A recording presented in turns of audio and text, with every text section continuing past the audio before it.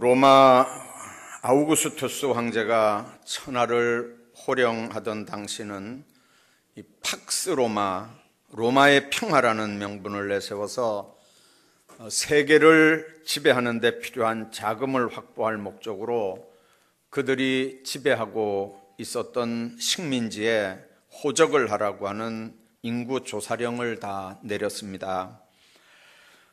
로마가 내걸었던 이 팍스 로마나가 얼마나 거짓된 평화고 또 약소 민족들에게는 착취와 얼마나 무서운 억압으로 이어졌던가 하는 걸 우리는 역사를 통해서 잘 압니다.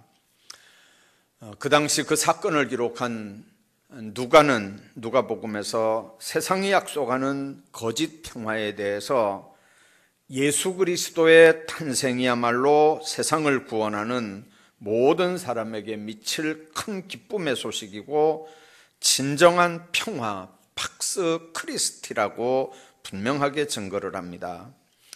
모든 사람에게 미치는 진정한 평화는 세상 권력이나 돈이나 어떤 세상적인 것에 의해서 주어지는 게 아니고 지극히 비천한 한 여인의 목숨을 건 희생과 헌신을 통해서 탄생한 아기 예수와 함께 그 시대 가장 낮은 자리에서 어두움의 삶을 살았던 사람들인 유다 들판의 양떼를 지키던 목자들에게 나타납니다. 누가복음 2장에 보면 천사가 이르되 무서워하지 말라, 보라 내가 온 백성에게 미칠 큰 기쁨의 좋은 소식을 너희에게 전하노라. 오늘 다윗의 동네에 너희를 위하여 구주가 나셨으니 곧 그리스도 출신이라. 천사들이 목자들에게 전한 소식입니다. 절망의 땅에 살고 있던 이들에게 큰 기쁨의 소식을 전하기 위해서 하나님의 사자들이 가장 먼저 찾은 사람들이 바로 소외된 가장 낮은 자리에서 어두운 삶을 사는 들에서 양치던 목자들이었다고 하는 사실을 우리가 기억합니다. 그러나 천사들에게서 들은 목소리처럼 온 천하의 온 백성에게 미칠 큰 기쁨의 좋은 소식은 예수 그리스도가 탄생했다고 하는 이 소식은 천사가 전한 말처럼 모든 세상 사람들에게 기쁜 소식이지는 않습니다.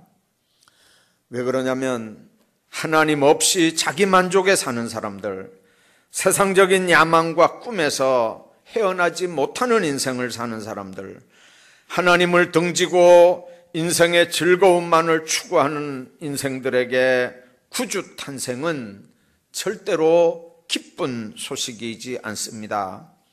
헤로드 왕과 예루살렘 사람들이 보인 반응이 그걸 말합니다. 오늘 마태복음 2장 2절 3절에 있는 말씀 보면 유대인의 왕으로 나신 이가 어디 계시냐? 우리가 동방에서 그의 별을 보고 그에게 경배하러 왔노라 하니 헤로드 왕과 온 예루살렘이 듣고 소동한지라, 그렇게 말씀합니다. 헤롯 왕은 그렇다 할지라도 온 예루살렘이 듣고 왜 소동을 했을까요? 좋은 의미의 소동이 아닙니다. 난리 났다고 고함을 질러대는 겁니다. 그들이 메시아를 기다렸습니다.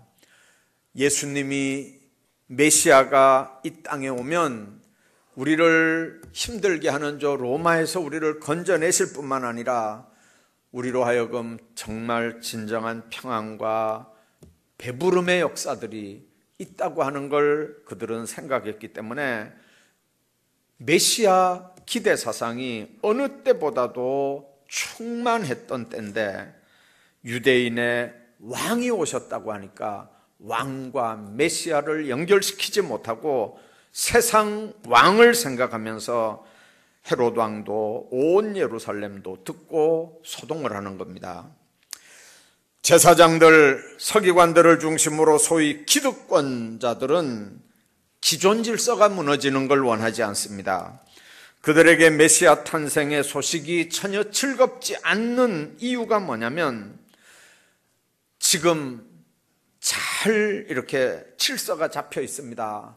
로마 황제가 제일 위에 있고, 그 다음에 분봉왕들이 있고, 거기에 밑에 또 총독들이 있고, 그 밑에 이렇게 줄을 쫙 한 줄로 서서, 그래서 아주 이 권력 구조가 아주 잘 이렇게 조화가 돼 있는데, 이게 새로 왕이 나타나면 이게 다 흔들려 버립니다. 어디에 줄을 서야 되는지, 누구에게 의지를 해야 되는지, 이게 도대체 복잡해지는 겁니다. 지금 잘 먹고 잘 살고 적당한 권세를 부리고 잘 지금 있는데, 유대인의 왕이 온다는 게 이게 도대체가 기쁜 소식이 아닙니다. 그래서 즐겁지도 않고 기쁘지도 않고, 그리고 그걸 믿으려고도 하지 않는 겁니다. 그러나 기득권층은 그래도 칠흑같이 어두운 삶을 살았던 목자들은 전혀 다릅니다. 그들은 어둠 속에서 빛을 통해 전해진 복음을 바로 받아들입니다. 그리고 아기가 태어났다는 베들레헴을 향해서 한치 의심도 없이 떠납니다. 들음에서 믿음이 비롯되는 거지만, 그들은 아기 예수를 보기 전에도 천사의 소리를 듣고 메시아 탄생을 믿었습니다. 그런 사람들의 삶에 참 기쁨이 있는 걸 우리가 압니다. 오늘 보면 아기 예수의 탄생, 이 세상 인류 역사상 가장 거룩하고 성스러운 분의 탄생이 다가왔을 때, 그분을 가장 가까이서 만날 수 있는 기회를 놓쳐버린 불쌍한 사람들이 소개가 됩니다. 가장 어둡고 낮고 비천하고 소외된 삶을 살았던 목동들에게도 찾아왔던 이 성탄의 축복, 이 성탄의 복음이 왜 가장 가까이 있으면서도 예수님을 만나지도 영접하지도 못하는 그런 불쌍한 인생들이 됐을까요? 오늘은 그 몇 부류의 사람들을 생각하면서, 행여나 오늘 내 신앙이, 내 삶의 모습이 그런 부류에 속해 있지는 않은 건지를 한번 대림절에 생각을 하고, 어떻게 해야 성탄을 제대로 맞을 건지를 생각을 하면서 오늘 은혜를 나누려고 합니다. 예수님과 가장 가까이 있으면서도 예수님을 영접하지 못했던 사람 중에 하나, 잘못된 오해 때문에 주님을 죽이려고 했던 헤롯 왕입니다. 여러분들, 예수님이 탄생했을 때 헤롯 왕은 메시아가 유대 땅에 태어났다는 소식을 동방박사들에게 들은 사람입니다. 어느 날 동방박사들이 와서 이 사람들 생각에는 유대인의 왕으로 났으니까 틀림없이 왕궁에서 왕자 신분으로 났을 거라고 생각하고 헤롯 왕에게로 간 겁니다. 그 박사들이 유대인의 왕으로 나시니가 어디 있느냐, 우리가 경배하러 왔다. 그래서 헤롯이 깜짝 놀라서 유대 왕이 태어났구나 라고 생각을 하게 된 겁니다. 동방박사들의 질문에 유대 땅에 살고 있던 사람들 중에 제일 먼저 유대인의 왕이 난 걸 들은 사람은 바로 헤롯 왕입니다. 동방박사들을 통해서 제일 먼저 아기 예수가 탄생한 걸 알았던 사람입니다. 그런데 헤롯은 메시아를 영접하지 못했습니다. 오히려 태어난 때를 정확하게 묻고 2살 이하의 모든 아기들을 다 죽이려고 합니다. 왜 그랬을까요? 왜 그런 죄악을 시도했을까요? 예수 그리스도에 대한 오해 때문입니다. 예수님은 생명의 주로 오셨는데 헤롯은 생각하기를 생명을 주는 게 아니고 자기 생명을 뺏을 거라고 생각했기 때문에 그렇습니다. 왕이라는 의미가 자기처럼 세상 권력을 가진 세상의 왕으로 생각을 했습니다. 여러분들, 예수에 대한 오해, 왕에 대한 오해, 생명에 대한 오해 때문에 예수는 죽을 수밖에 없는, 헤롯에 의해서 죽을 수밖에 없는 상황이 됐습니다. 그러나 그분은 세상 왕이 아니라 만왕의 왕이요 이 세상 나라 왕이 아닙니다. 네가 유대인의 왕이냐 물었던 빌라도에게 예수님이 그렇다고 대답했지만 빌라도는 예수님이 이야기하는 유대인의 왕의 의미를 몰랐던 사람입니다. 더더군다나 헤롯 왕은 출신이 유대인이 아니라 유대 동남쪽 사해 남부 근거지를 둔 에서 후손 에돔 사람입니다. 에돔 사람이 유대 왕이 된다는 건 유대 정사가 허락을 하지 않습니다. 그런데도 로마 통치 아래에 있으니까 로마에 잘 보여서 유대 왕으로 이렇게 파송을 받은 어용 왕입니다. 자, 이런 사람이기 때문에 자기 자리가 언제든지 불안합니다. 자기보다 더 로마에 충성스러운 유대인이 나타나면 자기는 에돔 사람이기 때문에 언제든지 쫓겨나갈 수밖에 없는 게 헤롯입니다. 여러분들, 그래서 유대인의 왕 예수는 분명히 헤롯 입장에서 볼 때는 위협적인 존재입니다.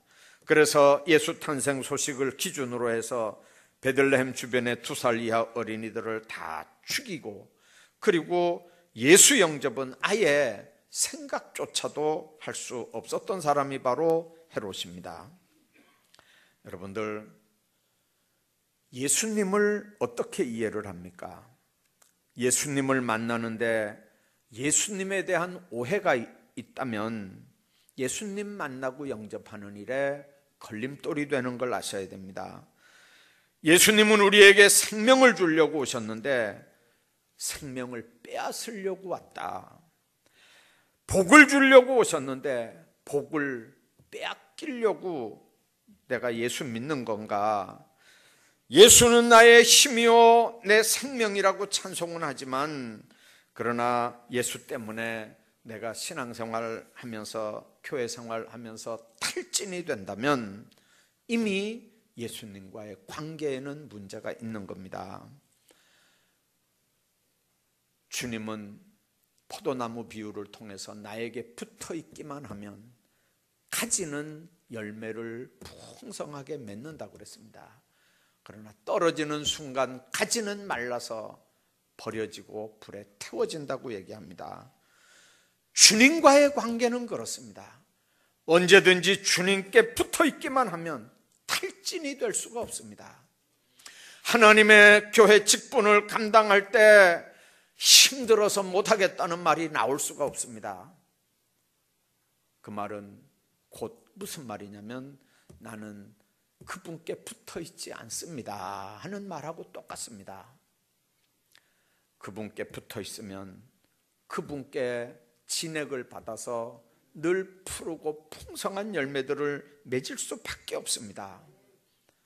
십자가는 내가 짊어지고 가는 게 아니고 나를 통해서 그분이 짊어지고 간다고 하는 사실을 기억하십시오. 평강의 왕으로 오셨지만 예수 믿는 것 때문에 오히려 교회 직분 감당하는 것 때문에 평안이 없다. 그것도 이미 예수 잘못 믿고 있는 겁니다. 여러분들, 평강의 왕이 내 안에 계시면 여러분들 평강할 수밖에 없습니다. 상황하고는 상관없습니다. 유대인들을 향해서 예수님이 성령 부활 승천하신 다음에 보혜사 성령으로 충만하게 하셨더니 그 두려워 떨던 제자들이 성령 충만함을 받고 얼마나 담대해졌는지 모릅니다. 세상 사람들이, 유대인들이 예수 믿는 사람들을 향해서 한마디로 평을 했습니다. 저 사람들은 세술에 취했다. 자기들도 포도주를 마셔봐서 압니다. 포도주를 마시면 그 술 기운이 어느 정도인지, 포도주에 취한 사람이 하는 행동이 어떤지 자기들도 아는데 예수쟁이들 하는 모습을 보니까 취하긴 취했는데 포도주 먹고 취한 건 아니거든요. 그러니까 자기들이 모르는 새술에 취한 사람들이라는 거예요. 성령 받으면 그렇게 담대해지고 성령 받으면 그렇게 평안해지고 성령 받으면 자기 육신의 문제가 아니라 자기 목숨까지도 바뀌지 않는 삶의 자리로 나가는 게 주님과 관계가 제대로 된 사람들인 걸 믿으시기 바랍니다. 그래서 여러분들, 예수 믿으니까 이렇다, 예수 믿으니까 이렇다, 그건 100% 주님과 만남의 문제가 있는 그런 사람들의 푸념일 뿐입니다. 여러분들, 그 오해를 벗어버려야 온전히 그분과 만날 수 있고, 그분과 만나야 신앙의 맛을 알 수 있습니다. 대림절에 예수에 대한 오해들이 풀어지기를 주의 이름으로 축복합니다. 뿐만 아니라 지식은 있는데 믿음이 없기 때문에 주님을 영접하지 못한 제사장과 서기관 같은 사람들입니다. 제사장과 서기관들은 예수 탄생 소식을 헤롯 때문에 들은 사람입니다. 동방박사가 헤롯에게 얘기했고, 헤롯은 너무 놀라서 도대체 내가 사는 이 왕궁에 태어나지 않은 왕자, 유대인의 왕이 도대체 어디서 태어날 거냐. 그래서 부른 게 제사장과 서기관들을 불렀습니다. 유대인의 왕 메시아가 어디서 나느냐. 그랬더니 제사장과 서기관이 헤롯 왕에게 가르쳐 주는 게 바로 그 말씀입니다. 6절에 유대 땅 베들레헴아, 너는 유다 고을 중에 가장 작지 아니하도다. 네게서 한 다스리는 자가 나와서 내 백성 이스라엘의 목자가 되리라. 그 말은 메시아가 베들레헴에서 난다는 얘기입니다. 그 얘기를 제사장과 서기관들이 헤롯 왕에게 가르쳐 줬습니다. 여러분들, 헤롯 왕도 모르는 메시아 탄생 자리를 제사장과 서기관들은 알고 있습니다. 그들은 헤롯에게 가르칠 수 있을 정도의 지식이 있었던 사람들입니다. 그들은 예수의 탄생 소식도 들었고 헤롯에게 베들레헴이라고 가르쳐 주기까지 한 성경 지식이 있던 사람들이지만, 아기 예수를 예언의 말씀에 따라서 구원자로는 영접하지 않은 사람들입니다. 오히려 예수 그리스도를 나중에 십자가에 넘겨주는 무서운 범죄까지 한 사람들이 제사장들과 서기관들입니다. 그들은 성경 지식은 있었지만 예수 그리스도를 인격적으로 한 번도 만나본 적이 없습니다.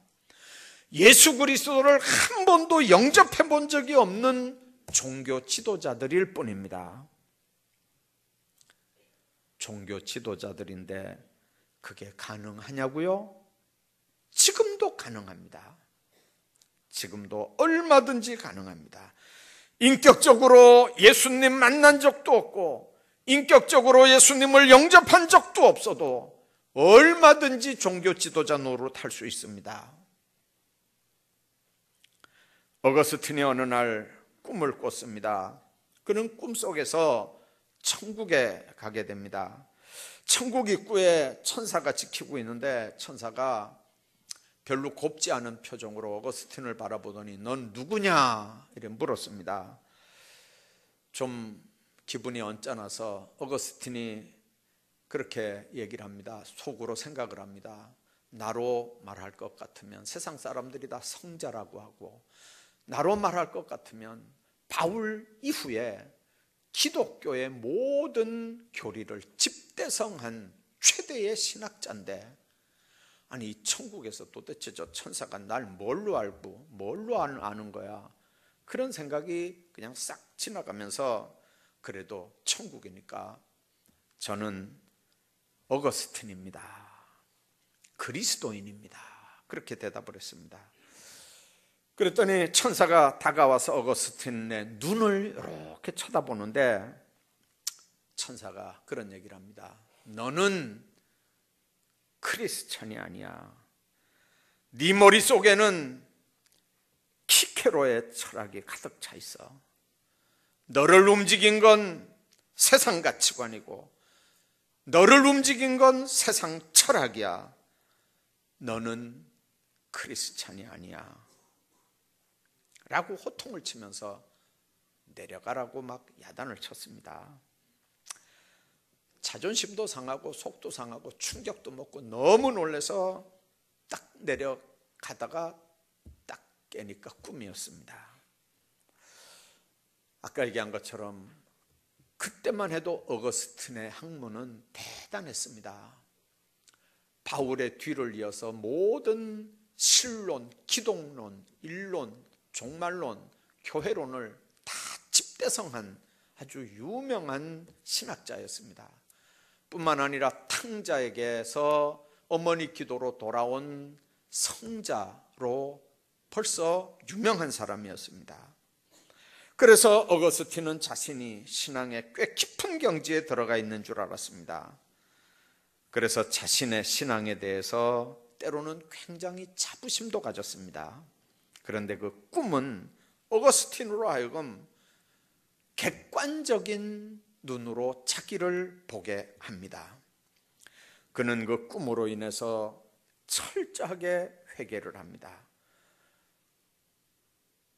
이 생각에서 이게 지워지질 않는 거예요. 너를 움직인 건 세상 가치관이고, 너를 움직이는 건 키케로의 철학이고, 너를 움직이는 건 하나님의 말씀이 아니었다고 하는 그 말에 꿈에서 들은 말이지만 이 아우구스티누스가 그냥 정신을 못 차리는 거예요. 여러분들, 결국은 그는 그 꿈으로 인해서 철저하게 회개를 합니다. 그리고 철학적인 관점에서가 아니고 성경을 성경 그대로 보면서 하나님의 말씀을 탐독하기 시작합니다. 결국 바울 이후에 기독교를 가장 체계화시킨 신학자요 성자가 됐습니다.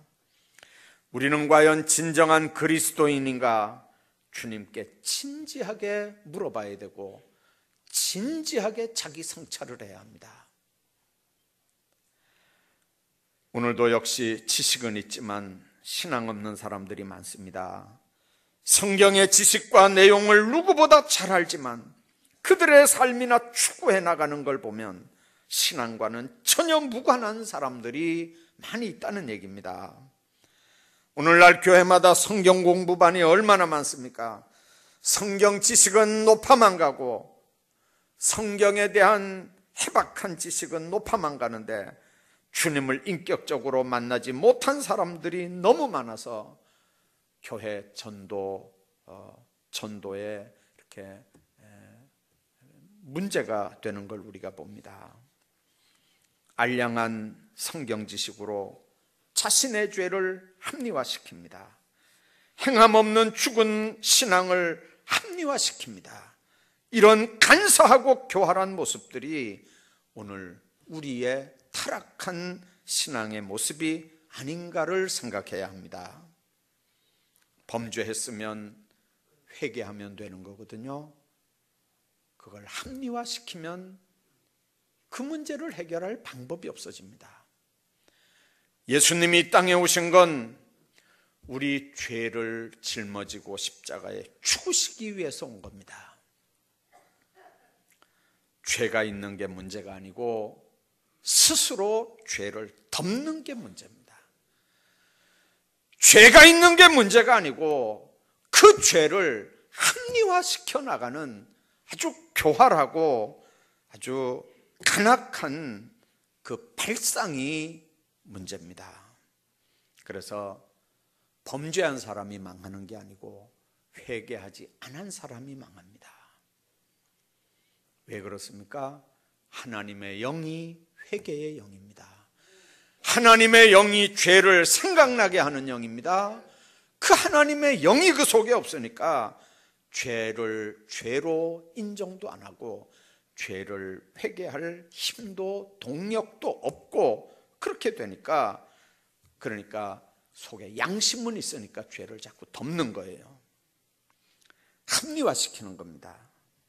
회개하면 눈처럼 깨끗하게 양털처럼 희게 한다고 하는 말씀, 그 말씀이 그를 다스리지 못하는 거예요. 여러분들, 세상에 아무개도 그런 죄를 짓는데 나는 요런 죄 짓는 거 요 정도야. 여러분들, 크게 신앙의 똑바른 자세가 아닙니다. 알량한 성경 지식에만 만족하지 말고 믿음 달라고 기도하시기를 바랍니다. 가슴에 믿음이 생기는 신앙이 커지기를 대림절에 기도하시길 바랍니다. 지식만큼이나 믿음이 좋아져야 되고 인격적인 신앙인이 되도록 지식 이상으로 신앙이 깊어지도록 이 대림절에 기도할 수 있기를 주의 이름으로 축복합니다. 뿐만 아니라 가장 가까이서 예수님을 영접하지 못했던 사람 중에 하나가 관심이 없기 때문에 예수님을 영접하지 못한 여관 주인입니다. 여러분들, 누가복음 2장 7절에 보면 첫 아들을 낳아서 강보에 쌓여 구유에 누였으니 이는 여관에 있을 곳이 없음이라, 그렇게 말씀합니다. 여러분들, 갑자기 여관에 사람들이 몰려와서 방이 없었습니다. 전능왕 예수는 말구유에서 탄생했습니다. 그때 여관 주인을 한번 생각해 보십시오. 바로 자기 집에 예수 그리스도가 탄생했지만 전혀 모릅니다. 마리아와 요셉이 들어갈 방, 아니 예수님이 나실 방이 하나도 없습니다. 방이 없어서 없는 게 아닙니다. 로마 군인들을 위해서는 방이 넉넉히 있습니다. 권력에 못 이겨서 방을 내주지 않을 수가 없었을 겁니다. 베들레헴이 그렇게 붐볐어도 돈 있고 권세 있는 사람들은 독방을 차지하고 있을 수도 있습니다. 그러나 마리아, 요셉, 그리고 나실 주님을 위해서는 방이 없다는 겁니다. 여관에 있을 방이 없습니다. 얼마나 비극적인 얘기입니까?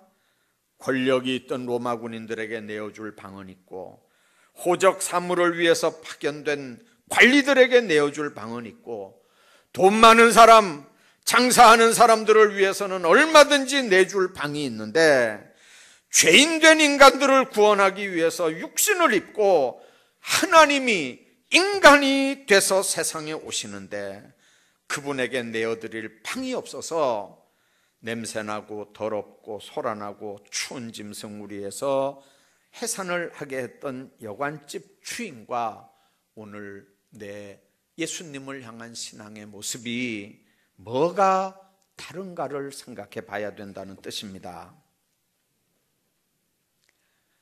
여러분들, 솔직히 우리 영적인 모습을 한번 생각해 보십시오. 오늘도 주님은 우리 하나하나의 심령 속에 찾아오지만 이미 세상에 다른 주인들로 우리 심령이 꽉 차 있지 않습니까?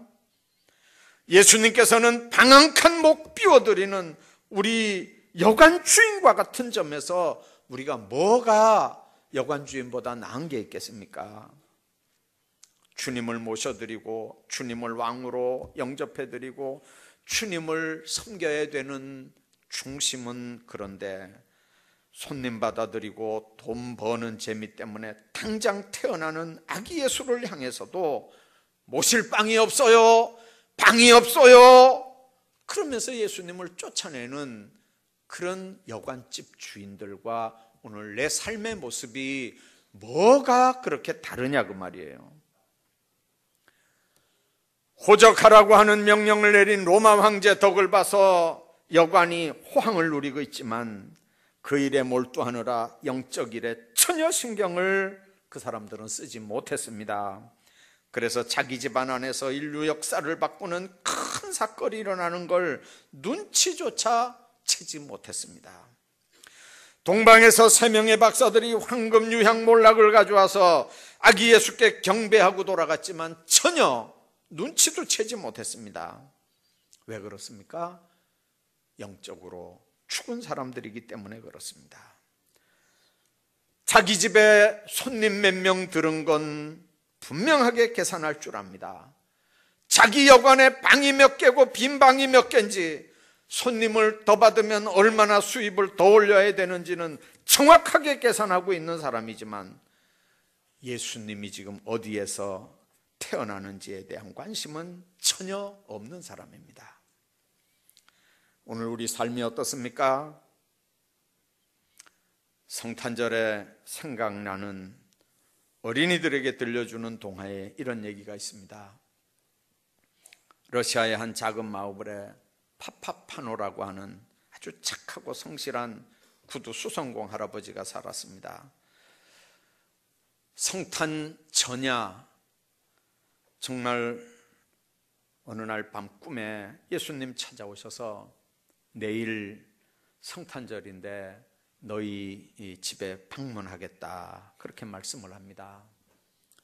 이 할아버지가 너무 놀라서 꿈속에서지만 너무 놀라서 깜짝 놀라서 깨나니까 꿈이었고 성탄절날 아침이었답니다. 할아버지는 예수님을 영접하기 위해서 난로에 불을 피우고 특별히 아주 잘 보관하고 있었던 커피 주전자를 이렇게 난로 위에 올려놓고 물을 이렇게 데우고 있었습니다. 아침 내내 기다렸는데도 예수님은 오시지 않고 밖을 내다보니까 거리에 청소부만 보입니다.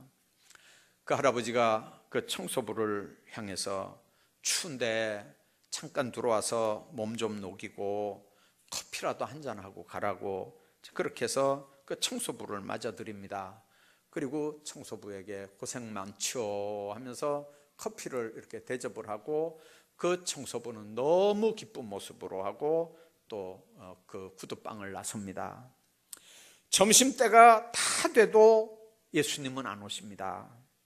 대신 누더기 옷을 입은 여인이 혼이불에 어린 아기를 싸 이렇게 끌어안고 오는데 할아버지가 보니까 너무 측은해서 그 여인을 구두방으로 들어오게 합니다. 추위에 얼굴이 새빨갛게 됐고 그리고 그 품에 있는 그 작은 아이는 보니까 정말 너무 추워서 그 발이 양말도 신지 않은 그 발이 너무 새빨갛게 돼 있었습니다. 순간 할아버지가 얼마 전에 만들어 놓은 그 아기가 딱 신었으면 맞을 만한 그런 구두를 딱 생각을 하고 그 아이에게 구두를 신겨줬습니다. 그 아이가 너무너무 행복해하고 그 어머니는 돈이 없다고 그 구두 살 돈이 없다고 그렇게 사양을 해도 그래도 내가 주는 선물이라고 그 아이에게 신깁니다. 그리고 그렇게 아기와 여인은 그 구두방을 떠납니다. 저녁이 이제 다 돼가는데 저녁 준비를 위해서 수프와 빵을 데우는데 그때까지도 예수님은 안 나타납니다. 그때 한 할머니 가게에 과일을 훔쳐서 달아나는 소년과 그 할머니가 소년을 붙잡으려고 쫓아가는 모습이 그 구두방 앞에 이렇게 보입니다. 드디어 그 할머니가 그 아이를 딱 붙잡고는 요즘 말로 하면 경찰서로 그 아이를 끌고 가는 거예요. 보니까 너무 답답한 거예요. 빵 한 조각 훔쳐 먹고 할머니에게 끌려서 그 아이가 이렇게 가는 모습을 보니까 이 할아버지가 너무 답답해서 그래서 구두방을 나와서 그 할머니를 불렀습니다. 아이가 불쌍해서 그 빵 한 조각 먹다가 그 배가 고파서 그런데 그 아이를 경찰서 데려가면 어떡하냐, 내가 그 돈을 지불할 테니까 아이를 풀어줄 수 있겠느냐, 그렇게 사정을 합니다. 그랬더니 할머니가 이렇게 한번 쳐다보더니 뭐 돈만 빵값만 주면 풀어주지요. 그렇게 하면서 할아버지에게 돈을 받고 그 아이를 풀어줬습니다. 두 아이는 그 할머니와 그 아이는 이렇게 화해를 하고 그리고 이제 이렇게 가는 모습을 할아버지가 이렇게 보면서 구두방에 들어왔는데 벌써 거의 껌껌하게 돼가는 상황입니다. 할아버지가 이 난로 앞에 앉아서 그런 얘기를 합니다. 아이고, 그냥 꿈이었나 보다. 예수님이 오늘 우리 집에 온다는 건 꿈이었나 보다. 그러면서 그냥 허탄하게 있는데 그 꿈속에서 이 할아버지에게 들려주셨던 음성이 들리는 겁니다. 오늘 내가 너희 집에 가서 참 대접을 잘 받고 왔구나. 한 번은 청소부 모습으로,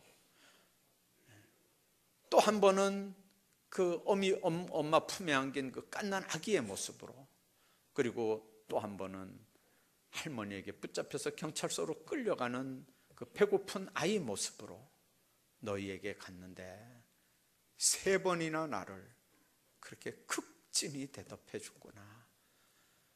정말 고마웠다고, 그러면서 정말 감사했다고 그 할아버지에게 그렇게 얘기하는 거예요. 크리스마스 때 아이들에게 들려줬던 동화 이야기 가운데 하나입니다. 여러분들, 주님을 어떤 분으로 알고 모십니까?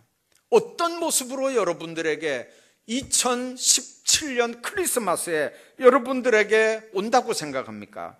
이번 크리스마스에 어떤 주님을 기다립니까? 잘못된 오해 때문에 주님을 영접하지 못했던 헤롯 왕 같은 삶, 지식은 있는데 믿음이 없어서 주님을 제대로 영접하지 못한 제사장과 서기관 같은 삶, 세상 일들 때문에 아예 관심이 없어서 예수님을 영접하지 못한 여관주인 같은 삶을 살고 있지는 않습니까?